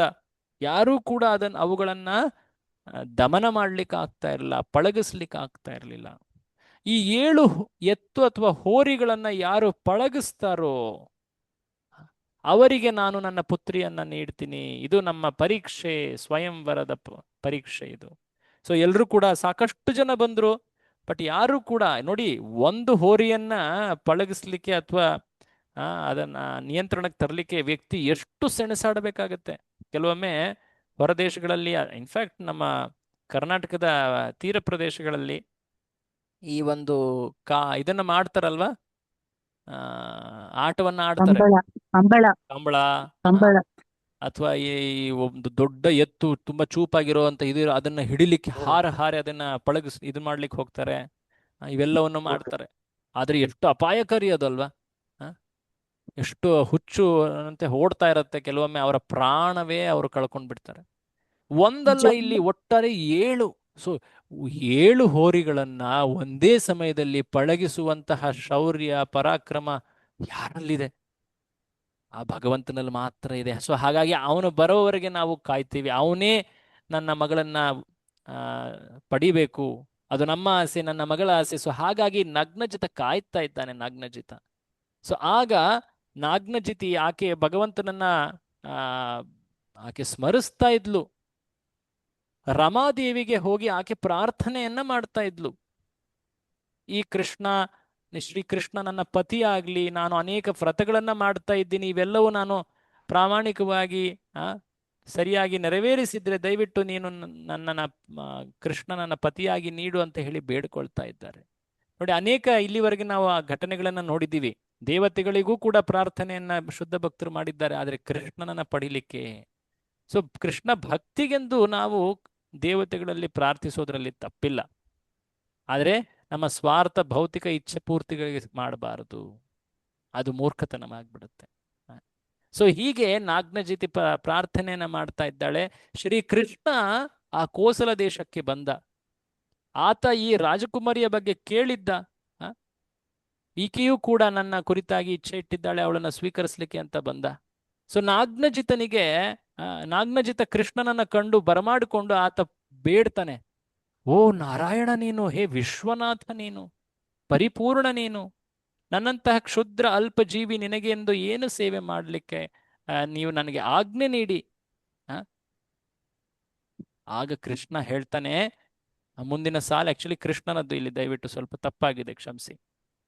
ಕೃಷ್ಣ ಹೇಳ್ತಾನೆ, ನಾನು ನಿನ್ನ ಮಗಳನ್ನ ಭಿಕ್ಷೆಯಾಗಿ ಬೇಡಲಿಕ್ಕೆ ಬಂದಿದ್ದೀನಿ, ನಿನ್ನ ಮಗಳನ್ನ ನೀನು ದಾನವಾಗಿ ನೀಡು, ಆಕೆ ಸದ್ಗುಣ ಸಂಪನ್ನಳು, ಆಕೆನ ಸ್ವೀಕರಿಸ್ಲಿಕ್ಕೆ ಬಂದಿದ್ದೀನಿ ಅಂತ ಕೃಷ್ಣ ಹೇಳ್ದ. ಇದು ಮನಸ್ಸಿನಲ್ಲಿ ನಾಗ್ನಜಿತನಿಗೆ ಅತ್ಯಂತ ಹರ್ಷವನ್ನ ಮೂಡಿಸ್ತು. ಆದ್ರೆ ಆತ ಒಂದು ಸ್ವಯಂವರದ ಪರೀಕ್ಷೆಯನ್ನು ಏರ್ಪಡಿಸಿದ್ರಿಂದ ಕೃಷ್ಣ, ಇಲ್ಲಿ ಒಂದು ಪರೀಕ್ಷೆಯನ್ನ ನೆರವೇರಿಸಲಾಗಿದೆ, ದಯವಿಟ್ಟು ಈ ಪರೀಕ್ಷೆಯಲ್ಲಿ ನಾವು ನೀನೇ ಗೆಲ್ಲುವುದು ಅನ್ನೋದು ನಾವು ಖಚಿತವಾಗಿ ತಿಳಿದಿದ್ದೀವಿ. ಈ ಶೌರ್ಯ ಪರಾಕ್ರಮವನ್ನ ನೀನು ತೋರಿಸಿ ಇದನ್ನ ಪೂರ್ತಿ ಮಾಡಿ ಈ 7 ಏನು ಹೇಳ್ತಾರೆ ಹೋರಿಗಳನ್ನ, ಅವುಗಳನ್ನ ನೀನು ವಶಪಡಿಸಿ ನನ್ನ ಮಗಳನ್ನ ಕೈಯಲ್ಲಿ ಸ್ವೀಕರಿಸು ಅಂತ ಕೇಳ್ದ. ಹಾಗಾಗಿ ಕೃಷ್ಣ ಏನ್ ಮಾಡ್ತಾನೆ, ಆಗ ಆ 7 ಎತ್ತು ಅಥವಾ ಹೋರಿಗಳನ್ನ ಪಳಗಿಸ್ಲಿಕ್ಕೆ ಒಮ್ಮೆನೆ ಆತ 7 ರೂಪಗಳಲ್ಲಿ ವಿಸ್ತಾರವಾಗ್ತಾನೆ. ಅನಾಯಾಸವಾಗಿ ಆ ಅತ್ಯಂತ ಪ್ರಬಲವಾಗಿದ್ದಂತಹ ಶಿವನ ಅನುಗ್ರಹವಿದ್ದಂತಹ ಈ ಎತ್ತುಗಳನ್ನ ಕೃಷ್ಣ ಸಹಜವಾಗಿ ಪಳಗಿಸ್ತಾನೆ. ಕೃಷ್ಣ 7 ರೂಪಗಳಲ್ಲಿ ವಿಸ್ತಾರವಾಗೋದ್ರ ಹಿಂದೆ ಇನ್ನೊಂದು ಕಾರಣ ಇತ್ತು. ಕೃಷ್ಣ ನಾಗ್ನಜಿತಿಗೆ ಒಂದು ಸಂದೇಶವನ್ನ ನೀಡಬೇಕಾಗಿತ್ತು. ಏನದು? ನೀನು ನನ್ನ ಇನ್ನಿತರ ಪತ್ನಿಯರ ಜೊತೆ ಪೈಪೋಟಿ ಮಾಡೋದು ಬೇಕಿಲ್ಲ, ನಾನು ನಿನ್ನನ್ನ ಸಂಪೂರ್ಣವಾಗಿ ಸಂತುಷ್ಟಿ ಮಾಡ್ತೀನಿ. ಇಲ್ಲಿ 7 ರೂಪಗಳಲ್ಲಿ ನಾನು ಈ ಒಂದು ಕಾರ್ಯಕ್ಕೆ ವಿಸ್ತಾರವಾಗಿದ್ದೀನಿ. ನಿನ್ನ ಜೊತೆ ನಾನು ಸದಾ ರಕ್ಷಕನಾಗಿ ಇರ್ತೀನಿ, ಪೋಷಕನಾಗಿ ಇರ್ತೀನಿ. ಸೊ ಹೀಗೆ ಆತ ಆಕೆಗೆ ಆಶ್ವಾಸನೆಯನ್ನು ನೀಡಲಿಕ್ಕೂ ಕೂಡ ಈ ಒಂದು ಕಾರಣಕ್ಕೂ ಕೂಡ ಈ 7 ರೂಪಗಳಲ್ಲಿ ವಿಸ್ತಾರವಾಗಿದ್ದ. ಆತ ಆ ಒಂದೇ ರೂಪದಲ್ಲಿ ಕೂಡ ಈ ಕಾರ್ಯವನ್ನ ಮಾಡಬಹುದಾಗಿತ್ತು, ಆದರೆ ಆಕೆಗೆ ಈ ವಿಷಯವನ್ನ ಮನದಟ್ಟು ಮಾಡಲಿಕ್ಕೆ ಅಂತ ಹೇಳಿ ಈ 7 ರೂಪಗಳಲ್ಲಿ ವಿಸ್ತಾರವಾದ, ಅತ್ಯಂತ ಸುಲಭವಾಗಿ ಅವುಗಳನ್ನು ವಶಪಡಿಸಿಕೊಂಡ. ನಾಗ್ನಜಿತ ಅತ್ಯಂತ ಸಂತೋಷಗೊಳ್ತಾನೆ. ಅಲ್ಲಿ ಆತ ಮುಂದೆ ಬಂದು ಕೃಷ್ಣನ ಗುಣಗಾನವನ್ನ ಮಾಡ್ತಾನೆ. ನಿನ್ನಿಂದ ಇದು ಸಾಧ್ಯ ಅನ್ನೋದು ನಮಗೆ ಸ್ಪಷ್ಟವಾಗಿ ತಿಳಿದಿತ್ತು. ಆಗ ಆತ ಕೃಷ್ಣನಿಗೆ ಅನೇಕ ದೊಡ್ಡ ಪ್ರಮಾಣದಲ್ಲಿ ಉಡುಗೊರೆಯನ್ನ ವರದಕ್ಷಿಣೆಯ ರೂಪದಲ್ಲಿ ನೀಡ್ತಾನೆ. ಸುಮಾರು 9,000 ಆನೆಗಳು, 9 ಲಕ್ಷ ರಥಗಳು, 900 ಲಕ್ಷ ಕುದುರೆಗಳು, 900 ಕೋಟಿ ಸೈನಿಕರು, ಅಂತಹ ಅಪಾರವಾದ ದಕ್ಷಿಣೆ, ಅನೇಕ 3,000 ಯುವತಿಯರನ್ನ ದಾಸಿಯರನ್ನಾಗಿ ಕೃಷ್ಣ ನಾಗ್ನಜಿತ ತನ್ನ ಮಗಳ ಜೊತೆ ಕಳುಹಿಸ್ತಾ ಇದ್ದಾನೆ ದ್ವಾರಕೆಗೆ. ಸೊ ಹೀಗೆ ಅಪಾರವಾದ ದಕ್ಷಿಣೆಯನ್ನ ನೀಡ್ತಾ ಇದ್ದಾನೆ ಕೃಷ್ಣನಿಗೆ ಉಡುಗೊರೆಯ ರೂಪದಲ್ಲಿ. ಕೃಷ್ಣನ ಸಂತುಷ್ಟಿಗೋಸ್ಕರ ಸಂತೋಷದಿಂದ ನೀಡ್ತಾ ಇದ್ದಾನೆ. ಕೃಷ್ಣ ಅವೆಲ್ಲವನ್ನ ಸ್ವೀಕರಿಸ್ತಾ ಮುಂದೆ ಹೋಗ್ತಾ ಇರಬೇಕಾದ್ರೆ ಆ ಮಾತ್ಸರ್ಯ ಭರಿತರಾದಂತಹ ಇನ್ನಿತರ ರಾಜರು, ನಮ್ಮ ಕೈಗೆ ನಮಗೆ ಸಿಗಲಿಲ್ಲ ಈಕೆಯನ್ನ ಈತ ಕರೆದುಕೊಂಡು ಹೋಗ್ತಾ ಇದ್ದಾನಂತೆ. ಅವನ ಮೇಲೆ ಆಗ ಆಕ್ರಮಣ ಮಾಡ್ತಾರೆ. ಜೊತೆಗಿದ್ದ ಅರ್ಜುನ ಮತ್ತೆ ಇನ್ನಿತರ ಯಾದವರೆಲ್ಲರೂ ಕೂಡ ಹೋರಾಡಿ ಅವರೆಲ್ಲರನ್ನ ಓಡಿಸಿ ಸೋಲಿಸ್ಬಿಡ್ತಾರೆ. ಈಗ ಕೃಷ್ಣ ನಗ್ನಜಿತಿಯ ಜೊತೆ ದ್ವಾರಕೆಗೆ ಬಂದ. ಎಲ್ಲಿ ನಡೀತು ಈ ಸ್ವಯಂವರ? ನೆನಪು ಮಾಡ್ಕೊಳ್ಳಿ. ಕೋಸಲ ದೇಶ. ಯಾವುದು? ಕೋಸಲ ಅಲ್ವಾ? ಕೋಸಲ ದೇಶ. ಅದು ಕೋಸಲ ದೇಶ ಅಯೋಧ್ಯೆಯಲ್ಲಿ ಬರುವಂಥದ್ದು ಅಲ್ವಾ? ತುಂಬಾ ಸರಿ, ಕರೆಕ್ಟ್ ಆಗಿ ಹೇಳಿದ್ರೆ. ಹೌದು. ಸೊ ಈಕೆ ಎಷ್ಟನೆಯ ಪತ್ನಿ ಈಗ? 6ನೇ ಪತ್ನಿ. 6ನೇ ಪತ್ನಿ. ಇದಾದ ಮೇಲೆ ಇನ್ನೊಬ್ಬ ಯುವತಿ, ಈಕೆ ಹೆಸರು ಭದ್ರಾ. ಭದ್ರಾ ಈಕೆ ಕೇಕಯ ಪ್ರದೇಶ ರಾಜ್ಯದ ರಾಜಕುಮಾರಿಯಾಗಿದ್ದಳು. ಅವಳ ಸಹೋದರರು ಕೂಡ ಕೃಷ್ಣನ ಭಕ್ತರಾಗಿದ್ದರು. ಕೃಷ್ಣನಿಗೆ ನೀನು ಅರ್ಪಿತಳಾಗಬೇಕು ಅನ್ನೋದು ನಮ್ಮ ಮನಸ್ಸಿನ ಇಚ್ಛೆಯೂ ಕೂಡ, ನಿನಗೆ ಯೋಗ್ಯ ಪತಿ ಆತನೇ ಅಂತ ಹೇಳಿ ಅವರೇ ಖುದ್ದಾಗಿ ಬಂದು ಕೃಷ್ಣನಿಗೆ ತಮ್ಮ ಸಹೋದರಿಯನ್ನ ವಿವಾಹ ಮಾಡ್ಕೊಳ್ಲಿಕ್ಕೆ ಭಿನ್ನವಿಸ್ತಾರೆ. ಕೃಷ್ಣ ಆಕೆಯನ್ನ ಸ್ವೀಕರಿಸಿದ 7ನೆಯ ಪತ್ನಿಯಾಗಿ ಭದ್ರಾ. ಅದಾದ ಮೇಲೆ 8ನೆಯ ಪತ್ನಿಯಾಗಿ ಕೃಷ್ಣ ಇನ್ನೊಬ್ಬ ಅತ್ಯಂತ ಗುಣವಂತೆ, ಶೀಲವಂತೆ, ಸುಂದರಿಯಾದ ಲಕ್ಷ್ಮಣ. ಈಕೆಯ ಸ್ವಯಂವರವನ್ನ ಮಹಾಭಾರತದಲ್ಲಿ ತುಂಬಾ ವಿಸ್ತಾರವಾಗಿ ಹೇಳಿದ್ದಾರೆ. ಭಾಗವತದಲ್ಲಿ ಸಂಕ್ಷೇಪವಾಗಿ ಇದನ್ನ ಹೇಳಲಾಗಿದೆ. ಈಕೆಯ ಸ್ವಯಂವರವನ್ನ, ಈಕೆ ಆಕ್ಚುಲಿ ಮದ್ರ ರಾಜನ ಮಗಳು. ಈಕೆಯ ಸ್ವಯಂವರ ಒಂದು ರೀತಿ ದ್ರೌಪದಿಯ ಸ್ವಯಂವರದಂತೆ ಇತ್ತು. ದ್ರೌಪದಿಯ ಸ್ವಯಂವರಕ್ಕಿಂತ ಕಠಿಣವಾಗಿತ್ತು. ನೆನಪು ಮಾಡ್ಕೊಳ್ಳಿ, ದ್ರೌಪದಿಯ ಸ್ವಯಂವರ ಅಲ್ಲಿ ಕೆಳಗಡೆ ನೀರಿದೆ, ಮೇಲ್ಗಡೆ ಒಂದು ಚಕ್ರವಿದೆ, ಆ ಚಕ್ರದ ಹಿಂದೆ ಒಂದು ಮೀನಿದೆ. ಆ ಮೀನಿನ ಕಣ್ಣನ್ನ ಗುರಿ ಇಟ್ಟು ಬಾಣವನ್ನ ಹೊಡಿಬೇಕಾಗಿದೆ. ಎಲ್ಲಿ ನೋಡ್ಕೊಳ್ತಾ? ನೀರಿನಲ್ಲಿರುವ ಆ ಪ್ರತಿಬಿಂಬವನ್ನು ನೋಡ್ಕೊಳ್ತಾ. ಅದ್ರ ಮುಂದಿರುವಂತಹ ಇದು ಏನಿದೆ, ಚಕ್ರ ಚಲಿಸ್ತಾ ಇರುತ್ತೆ. ಅಷ್ಟೊಂದು ಕಠಿಣವಾದಂತಹ ಪರೀಕ್ಷೆ ಇತ್ತು ದ್ರೌಪದಿಯ ಸ್ವಯಂವರದಲ್ಲಿ. ಬಟ್ ಇಲ್ಲಿ ಅದು ಇನ್ನೂ ಕಠಿಣ. ಆಕ್ಚುಲಿ ಈ ಲಕ್ಷ್ಮಣಾಳ ಸ್ವಯಂವರದಲ್ಲಿ ಎಷ್ಟು ಕಠಿಣವಾಗಿತ್ತೆಂದ್ರೆ, ಈ ಸ್ವಯಂವರದಲ್ಲಿ ಜರಾಸಂಧ, ಆನಂತರ ದುರ್ಯೋಧನ, ಕರ್ಣ. ಆಕ್ಚುಲಿ ಈ ಸ್ವಯಂವರದಲ್ಲಿ ಬಾಣ ಬಿಡ್ಲಿಕ್ಕೆ ಫಸ್ಟ್ ಒಂದು ವಿಶೇಷವಾದಂತಹ ಬಿಲ್ಲನ್ನ ವ್ಯಕ್ತಿ ಎತ್ತಿ ಅದಕ್ಕೆ ಸೂತ್ರವನ್ನು ಕಟ್ಟಬೇಕಾಗಿತ್ತು. ಅದನ್ನು ಮಾಡೋದ್ರಲ್ಲೇ ಸಾಕಷ್ಟು ರಾಜರು ಸೋತು ಹೋದ್ರು. ಜರಾಸಂಧ ಮತ್ತೆ ದುರ್ಯೋಧನ, ಕರ್ಣ ಇವರೆಲ್ಲರೂ ಕೂಡ ಬಿಲ್ಲಿಗೆ ಆ ಸೂತ್ರವನ್ನು ಕಟ್ಟಿದ್ರು ಕೂಡ ಅವರು ಆ ಗುರಿಗೆ ಬಾಣವನ್ನ ಇದು ಮಾಡ್ಲಿಕ್ಕೆ ಆಗ್ಲಿಲ್ಲ. ಅರ್ಜುನ ಆತ ಬಾಣವನ್ನು ಹೂಡಿ ಆತ ಬಾಣವನ್ನು ಕೂಡ ಚಲಿಸ್ದ ಆ ಸ್ವಯಂವರದಲ್ಲಿ. ಆದರೆ ಅಲ್ಲಿ ಇನ್ನೂ ವಿಶೇಷ ಏನಂದ್ರೆ, ಈ ಸ್ವಯಂವರದಲ್ಲಿ ಇನ್ನೇನು ವಿಶೇಷತೆ ಇತ್ತು ಅಂದ್ರೆ, ದ್ರೌಪದಿಯ ಸ್ವಯಂವರದಲ್ಲಿ 5 ಬಾರಿ ಅವಕಾಶವನ್ನ ನೀಡಲಾಗ್ತಾ ಇತ್ತು. ಆದ್ರೆ ಇಲ್ಲಿ ಒಮ್ಮೆ ಮಾತ್ರ. ಅಷ್ಟೇ ಅಲ್ಲದೆ ಬರೀ ಮೀನಿಗಷ್ಟೇ ಹೊಡೆಯೋದಲ್ಲ, ಆ ಮೀನಿನ ಹಿಂದೆ ಇನ್ನೊಂದು ಗುರಿ ಇತ್ತು. ಆ ಗುರಿಯನ್ನು ಭೇದಿಸಬೇಕಿತ್ತು ಮೀನಿನ ಜೊತೆ. ಇದು ಅತ್ಯಂತ ಕಷ್ಟವಾಗಿದ್ದಾಗಿತ್ತು. ಅಷ್ಟೇ ಅಲ್ಲದೆ ಮೇಲಿರುವಂತಹ ಆ ಮೀನನ್ನೇನು ಇಟ್ಟಿರ್ತಾರೆ, ಆ ಗುರಿ ಏನು ಅದ್ರ ಹಿಂದ್ಗಡೆ ಇದೆ, ಚಕ್ರ ಮುಂದೆ ಇದೆ, ಇವೆಲ್ಲವೂ ಕೂಡ ಒಂದು ರೀತಿ ಆವೃತವಾಗಿತ್ತು, ಹೊರರೂಪದಲ್ಲಿ ಕಾಣ್ತಾ ಇರಲಿಲ್ಲ.